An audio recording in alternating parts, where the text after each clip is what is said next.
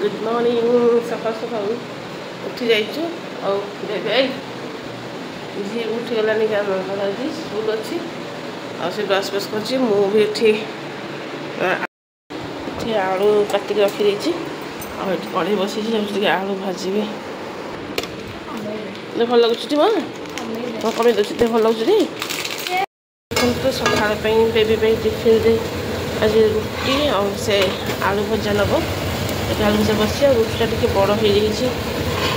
जाने गोटे रुटी भी नब तो से बड़ करी बेसी बड़ होगा और ये तो आलू भजा बस रुटी और टिफिन पे रुटी आलू भजा पैकिंग होगा टाइम भी ज़्यादा होगलानी 6:40 है और ये पैकिंग सजे ठीक है पुणी ए झी भी रेडी होगलानी और ये मुंडिया मार्च कारण टाइम भी होगलानी तो ठाकुर घर जापारे ये मुंडिया मारी जाऊे चल ठीक अच्छे पिंधे